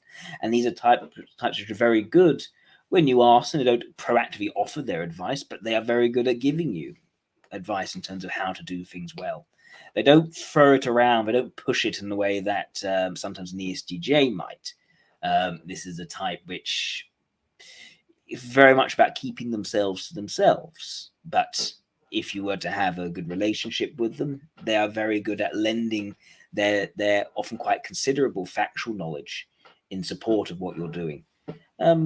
This is a type which also often has a great deal of humility. So even though they have very strong extroverted thinking, they aren't a type which necessarily portrays themselves as being especially smart or certainly not necessarily very intellectual. They're very grounded. They have this sort of humbleness to them. They're not a type which tends to take themselves too seriously, and they often don't like people who do take themselves too seriously. This is a type which is, just tries to do a good practical job in whatever they do. Okay, so now we come to the super ego block, whereas the ego block is what the type brings to the world. It's their strong, valued core. The super ego block is sort of what is pushed onto them from society, from the world around them. And for the ISTP, this is introverted intuition and extroverted feeling, the more sort of dramatic, more grandiose aspects of life, the more sort of non-factual, non-empirical, more spiritualistic aspects. So ISTPs are types which have a great capacity actually for sitting down and reflecting things, thinking things through. They often quite value the idea of being able to sit down and think things through, not being so hasty into action. Because of this, they are actually able to think ahead, more so than an ESTJ would be able to think ahead with any sort of reliability. An ISTP is able to see what events are likely to be happening. That also helps them in knowing when to act. They're seeing when something doesn't actually need them to get up and do anything at all. It actually helps them to better mind their own business by being able to see to some extent activities here and now, what that's going to lead to in the future. And they are relatively good at predicting that, as long as it's within a scope that is familiar to them. They don't like doing this sort of detaching and thinking about where things are going, because they are naturally grounded in here in the moment, and they'd rather be in the present moment, smelling the roses, seeing how things are right now, rather than detaching towards something which isn't grounded, isn't based in their immediate sense impressions. However, they can sit and reflect and think things through. It does get also more depressing for them, because when they go into that space, when they're detaching from the day-to-day, first of all, it feels unnatural because they want to feel attached and immersed in the day-to-day. That's a key drive for them. But also they can get depressed by more fatalistic understandings of how things will turn out necessarily. And they may feel boxed in by that future they may have envisaged, not knowing how else it could be.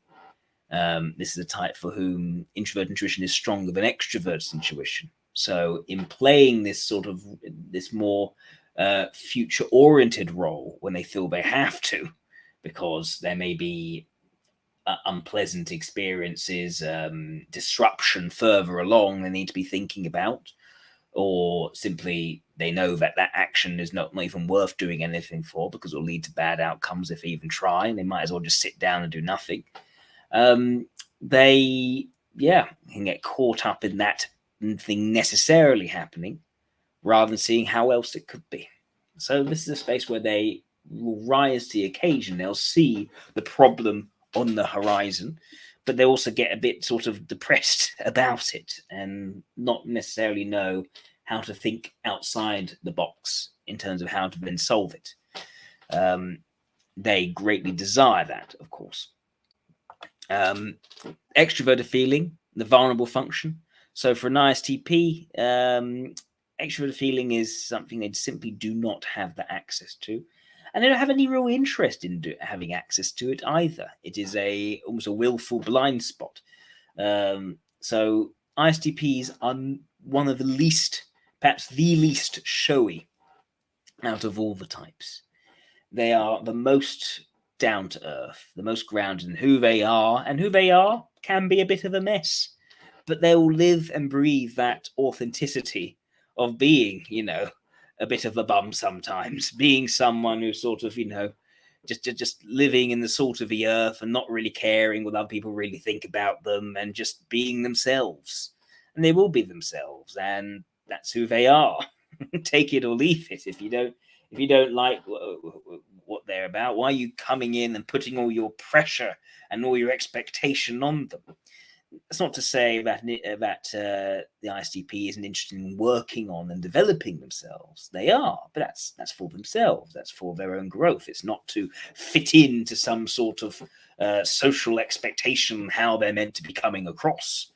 So these are not types that create image. These are not types which try to present themselves in some sort of deliberate way. Instead, they simply live out their authenticity of being a very grounded, down-to-earth sort of person. And the extroverted feeling is just not in the picture. These are types which, when they speak, they're often quite dry, often quite matter-of-fact. While they can actually be very, very funny, I can think of some very hilarious examples, like Rowan Atkinson, I think, is a good example of this type. That's often a very sort of put on humor, because it's clearly ridiculous. It's not the sort of humor designed to move people's hearts and emotions in a certain way, and this type is very unlikely to do that. Similarly, when they talk about themselves, these are not types which are going to brag or display things or whitewash how they come across in the best way possible to impress you. They have no interest in impressing you. And they don't particularly take interest in people trying to impress them. They are, again, very grounded. They have that humility to them. And when they're talking about themselves, they often present things in perhaps the most warts and all way. They have no interest in shaping things up to look differently. So yeah, very, very grounded, very quite humble, very not at all political sorts of people. Yeah, so because of that, that can mean that they are misunderstood by people. They may be seen as even quite cold or unapproachable by people. And certainly ISTPs like their personal space. They like to have their time. They don't like being interrupted. But these are actually quite gentle souls. Introverted sensing and their leading function makes them very gentle and actually quite harmony seeking. And they're not out to cause a fight with anyone. Although they are certainly not going to mince words either. They will speak the way they think is true to them and authentic to them. So that might upset people. It might piss people off. It might lead to them not being popular. And they have absolutely no interest in being popular anyway. So there we go. This is the type which can actually say things quite inappropriately, put people off, upset people. And yeah, if they see they've upset people and it's sort of caused harm, they'll apologize for that. They're not out to upset people, but neither are they really thinking about how the words that they're saying are meant to be landing with people to have some sort of effect that's meant to change people's emotions some sort of way. It's just not something which crosses into their way of thinking. Okay, now we get to the super id block, the part which is valued but not strong. So this is an area of aspiration for this type. Extroverted intuition and introverted feeling come together here. And this is where the ISTP is looking for help, really. That internal development and growth, that understanding of their potential as a human being to be a better person and to grow and develop there. The ISTP is a type which is very much about what they're working with in a very physical, explicitly concrete way. They can learn and develop skills. They can work and refine their craft. And if keeping to their own business, they can create wonderful things that way. But there is something that has an allure to them of developing the internal, of becoming that best person, of realizing that inner potential which eludes them. So for the ISTP, they take, and then they're actually very open to guidance in this area, especially in terms of extroverted intuition, which is their suggestive function. The ISTP is very weak in this area. I was talking about their introverted intuition, how they can sometimes feel almost locked into this fatalism, which is depressing for them because they don't like fate. They don't like the idea of things being definitely going to turn out that way. They just have trouble seeing any other way in which it's going to turn out. How else can we think about this? And this is the thing for the ISTP.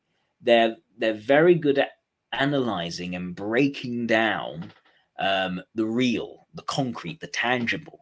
They're not good at throwing their mind into a completely different set of experiences that they have never directly experienced themselves. They can't dance across multiple perspectives with any level of confidence. So they really appreciate people who can broaden the horizons of their universe, who can open them up to new ways of thinking and new ways of relating to different kinds of people and hearing these different perspectives. You think of Her late Majesty, Queen Elizabeth II, someone who I think is very much a good example of the ISTP, very much about, preferring to spend time with her horses. Another thing, ISTPs are very much into looking after pets and animals quite often because these are, again, quite sort of down to earthy, real beings, well, animals that they can relate to. And they can like learning a craft that often can involve grooming or breeding horses and all the specifics of that level of expertise. But one thing Her Majesty really enjoyed was going around to thousands of people, hundreds of thousands of people across the course of her life and meeting these different people, hearing their perspectives. that really opened and broadened her horizons, her perspectives of the world. So she was very appreciative of that. These are types which are not closed-minded. They are actually open-minded, unlike how they are portrayed in the sort of the in the Myers-Briggs land. These are types which are open to being shown new ways of thinking, new ways of feeling, new ways of approaching a situation. They are just not the ones who lead that opening, that exploration. They're very much a receiver of that from someone else. And the thing about the ISTP is that they don't want to feel stagnant in their comfort zones. They don't want to be doing the same thing all the time for the rest of their life. Yes, they're very good at mastering that craft over time, but they are looking to be opened out in their focus. And they want to feel as if their life is not stagnant, that it is growing, that it is developing, that they are working into other things over time. But to have that adventure, they need to know what those alternatives are. So someone who can provide that is immensely valuable to them. And someone who can see that potential within them and say, you know, this could be amazing if you were to be doing this.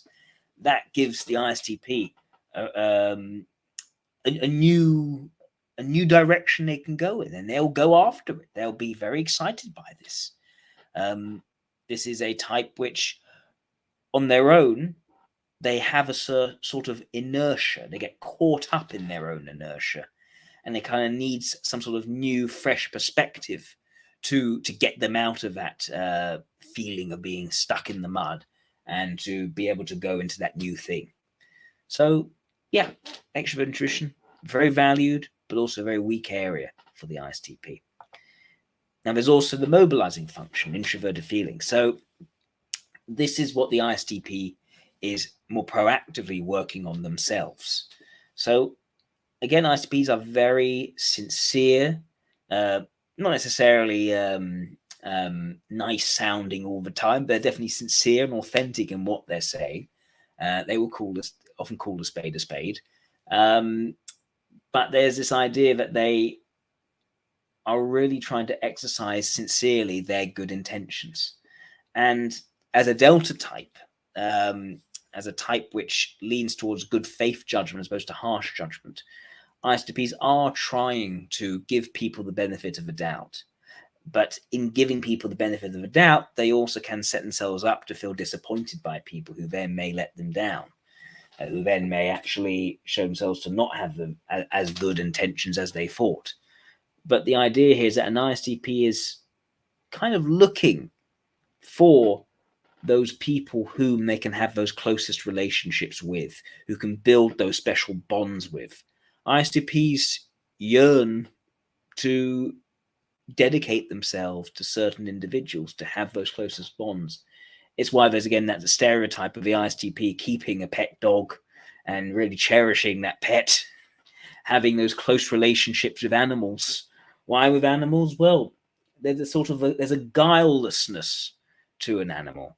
They're not out to deceive you. They're not out to appear in some different way or expect you to comport yourself in a certain way that society requires of you. And so the ISTP feels a sort of natural kinship with these animals who can sort of just be and act in a more purely practical and instinct-driven world. So yeah, ISTPs are strongly driven to form these very, very close bonds, and they'll cherish those close bonds. But the idea is that these are not popular types, hence the rub. They're not types which know how to make themselves likable to all sorts of people, but they dearly want one or two very close relationships that they can feel dedicated to. And they'll give so much of themselves, and they'll be endlessly loyal to such people, and will often put up with all sorts of problems without complaining, without wanting to worry or bother that person. ISTPs have a very sort of sweet, soft core, which is able to show itself to those they're closest to.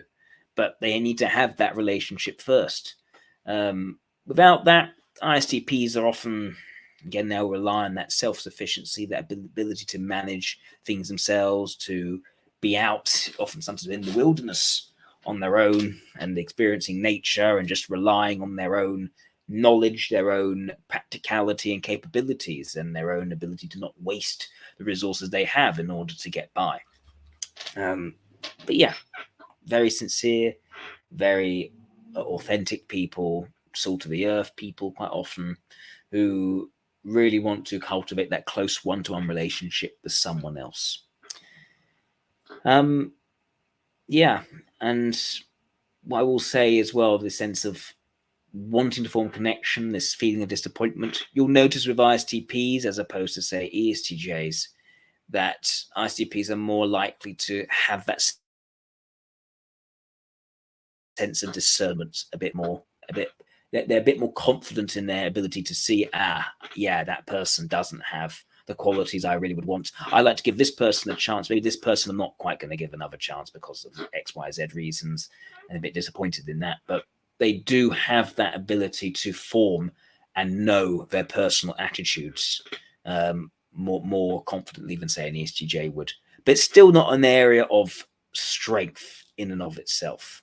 These are types which are still more natural in the more analytical, more sort of objective space, who over time want to develop and grow the more sentimental judgment, the more personal attitude driven way of forming their close one-to-one connections with others. And yeah, this does over time make them very dutiful, very loyal people. They will do things, I said again, uncomplainingly, for the sake of a duty towards someone else who was very dear and very close to them. It's a relationship driven thing. It's not ideology driven, but it is duty driven. And that's and you can see that subtle difference in the ISTP very clearly. Okay. Now we get to the id block, an area of strength that is not valued. So extrovert sensation and introverted thinking. So the more sort of rules-based, authority-based structure, anything like that. An ICP knows and can work with, but does not value and appreciate for its own sake. And out of these, an ISTP especially is disinclined towards extroverted sensation. ISTPs are peaceful people. They're not out to cause a fight. They're not out to raise a little drama and tension in the room. They have no interest in that whatsoever. These are peaceful people who like to work on things and do things well. They'd rather fighting types just leave them alone. They don't want anything to do with them. But if you were to make an ICP uncomfortable enough, you'll see a very tough side of them come out. And yeah, a very strong temper can suddenly show itself in that moment when an ISTP is made uncomfortable enough and can't just get away from the people who won't leave them alone. Then that side can show. But it's only when they're very, very uncomfortable in that moment. They'd much rather keep themselves. I've known ISTPs be called by other types as almost moral cowards because they do whatever they can to stay out of the conflict, to stay out of a confrontation. They'd much rather, okay, I don't need to do anything, it'll just blow away and I'll be all right. But it's when they can't do that the fists have to come out. And when they come out properly. ISTPs are able to leap into that action in that moment when it is required of them. But yeah, it's not what they like to do in and of itself. Right. When we come to introverted thinking, again, not valued, but used quite a bit more than extroverted sensation. Whereas an ISTP can look very almost overly gentle, even look unassertive most of the time. The introverted thinking is there kind of constantly in the background. And where do you see it for an ISTP? You see it in their analytical rigor and their ability to break apart ideas in terms of what makes sense, what doesn't. They have quite a sharp logic for picking things apart. They do this in a very sort of self-deprecating way as well. In the same way, they don't drum themselves up. A good example, actually, is Anthony Hopkins. Very good example of an actor who is, I'd say, is an ISTP, you know, it's not method acting. What is method acting? Why do you need to method act? You're just you're just playing pretend. That's all you're doing. So why should you have to, you know, go out and pretend to be this person for 2 or 3 weeks? It seems completely unnecessary. It's all the thing Andy Hopkins would say. I'm just pretending to be something else. There's no magic to it. There's nothing special about it. So in the same way that they don't romanticize how they're coming across because of extroverted feeling being vulnerable, in a similar way, they're using that more analytical introverted thinking to break apart sacred cows, to break apart common myths. And they're very good at doing that. They're very good at showing how this thing actually doesn't fit, doesn't actually make sense, doesn't fit together and hold together in and of itself based on its underlying principles. And they're very aware of where structures don't fit together or make sense. But they value the extroverted thinking. So even while they're very analytical in terms of breaking different ideas apart and figuring out what makes sense, what doesn't, in a very sort of straightforward, quite simple way, they are thinking about how to use it more in a more practical way, finding that practical simplicity. And to create that practical simplicity requires both that pragmatic thinking, but also some of that structural thinking to cut away some of the noise, cut away some of the extra facts around the edges, which aren't actually necessary to that flow of process. So you'll find with these types, they utilize that structural thinking to make things more simple, more easy to use and put forwards, and actually increase its quality. And they also are, out of many of the more delta types, they can even lean into more philosophical thinking. I can think examples such as Epicureanism, where an ISTP has been able to utilize introverted thinking to set out certain common modes or ways of practice, even a philosophy, for the sake of working as guidelines towards things working well and living a good life, essentially. And the ISTP is a type that has been able to stretch into that area more than, say, the other types, because they have such strong introverted thinking for a type that values extroverted thinking. Anyway, that is the ISTP. I hope that was helpful to people. I think the last thing I'll say very quick is that when an ISTP is let down in their introverted feeling, when their personal connections and their personal regard of others is almost disappointed, they can also fall back on introverted thinking more, becoming more about structures, more about certain rules, more about certain principles, as almost a way to defend themselves because they've opened up in the very personal and they've been hurt. And this is a safer zone, even if it's not necessarily desired by them for its own sake. Okay, that's the last point. Right, that's the ISTP. Thank you, everyone. If you feel much more knowledgeable from watching this video, just think about what you could do if you knew how to apply what you had learned. In the Type Mastery Pathway, you'll learn how to accurately type other people, and if you're ready to take the final exam, you can earn a certificate accrediting you as a WSS Socionist. Again, for more information, click the link in the description below.